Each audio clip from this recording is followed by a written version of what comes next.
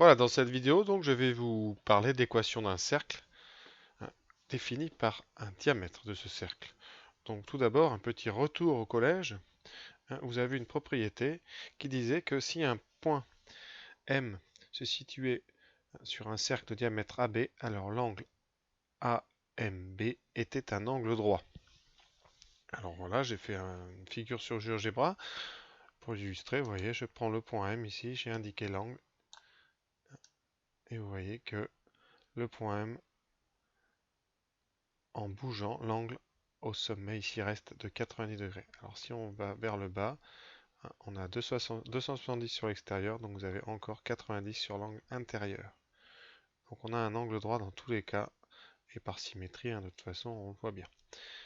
Voilà, donc une propriété qui est très importante, qui est une équivalence. Ça veut dire que si vous avez un angle droit ici, alors M est sur le cercle, et si M est sur le cercle, alors vous avez un angle droit. Donc c'est le rappel que je fais en bas ici.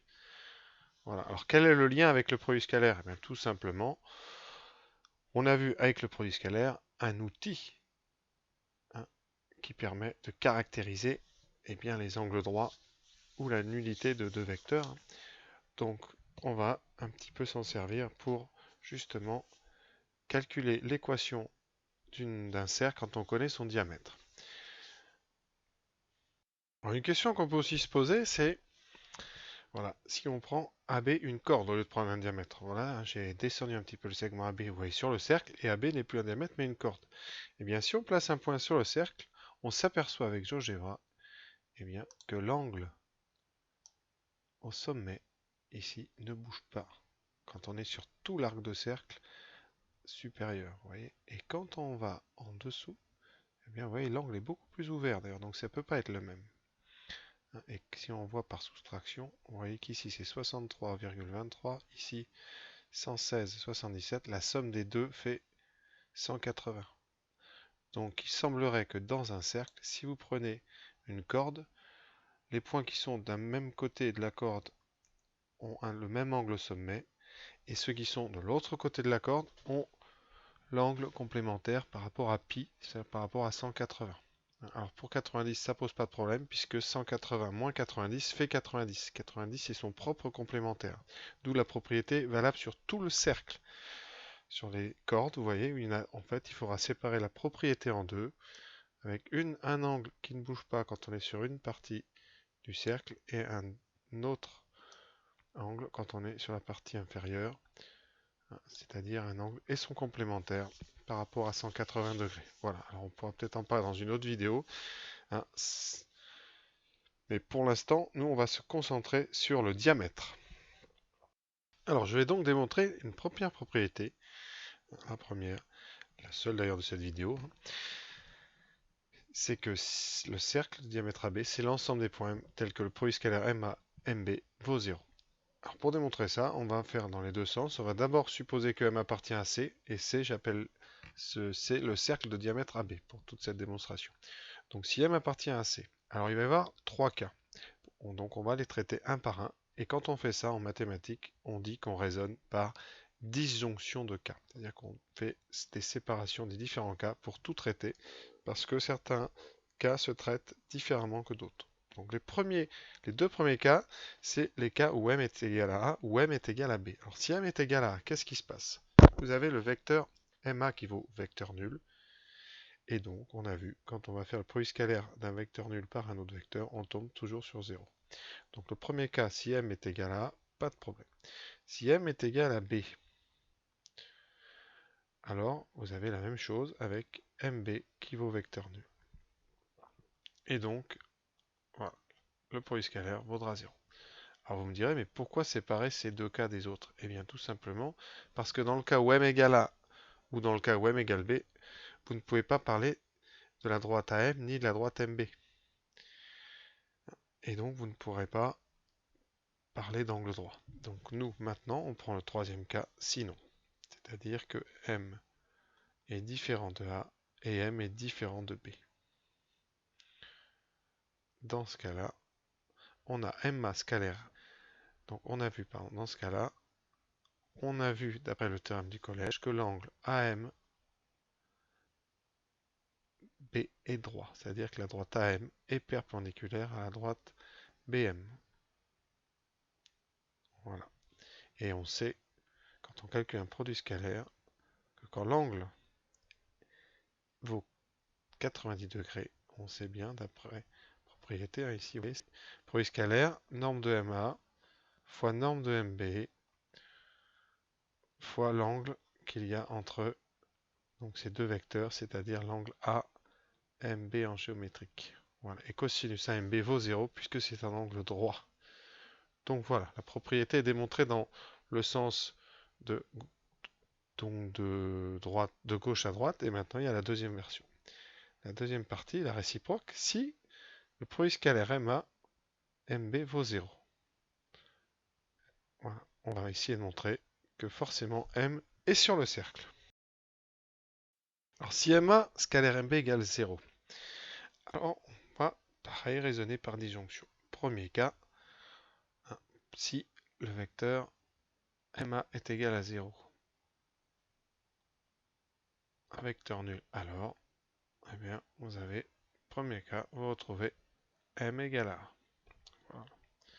Deuxième cas, si MB est le vecteur nul, alors vous trouvez que M est égal à B. Troisième cas, si ni MA ni MB ne sont nuls, alors on peut utiliser la formule du produit scalaire qui utilise le cosinus, puisque elle ne peut pas s'utiliser si l'un des vecteurs est nul, puisqu'on utilise un angle orienté entre les deux vecteurs, et il n'y a pas d'angle orienté quand il y a un vecteur nul. Donc ici, vos deux vecteurs donc, seront non nuls. Donc, si MA est différent de vecteur nul et MB est différent de vecteur nul, voilà, alors vous allez pouvoir utiliser la formule du produit scalaire avec le cosinus. Voilà, et donc dans le troisième cas, on trouvera que MA fois MB fois cosinus fois MB vaut 0, et comme MA et MB ne sont pas nuls, puisque c'est notre troisième cas, hein, les vecteurs MA et MB sont non nuls, et bien on en déduit que c'est le cosinus qui vaut 0, et donc que l'angle est droit. Donc, réunissons nos trois cas, soit M égale A, soit M est égal à B, soit M est sur le cercle AB privé de A et B. C'est notre rappel ici. L'angle droit n'est valable que pour M différent de A et M différent de B. Et bien en réunissant ça, vous trouvez donc un cercle. Conséquence, il y a une équivalence entre le cercle de diamètre B et l'ensemble des points tels que M à scalaire MB est égal à 0. Voilà. Alors à quoi ça va nous servir? Eh bien en équation, en géométrie analytique, ça va nous servir à trouver l'équation du cercle quand on a un diamètre. Voilà, donc on prend un repère orthonormal OIJ, on prend le cercle C de diamètre AB, voilà, et on a le M appartient. Donc M va être de coordonnées ici, toujours précisé, de coordonnées X, Y. M de coordonnées X, Y appartient à C si le produit scalaire, si et seulement si, le produit scalaire M à MB vaut 0. C'est la propriété qu'on a démontrée à l'instant. Avec les coordonnées, ça vous donne donc ce que j'ai écrit. Et vous allez donc utiliser un produit scalaire. Et on va faire donc xa moins x multiplié par xb moins x plus yk moins y fois yb moins y. On va développer et on va regarder sur quel genre d'équation on tombe. Donc je vais développer assez rapidement. Donc je vais avoir en x2. Ensuite dx, qu'est-ce que j'ai comme x? Je vais avoir xa fois moins x. Donc dx, j'en ai combien? J'ai moins xax moins xb x. Ensuite, j'aurai un produit xa, xb. Voilà. Et pour les y, c'est pareil. J'ai y2. J'aurai yka, y. Moins yb, y. Plus yka, yb.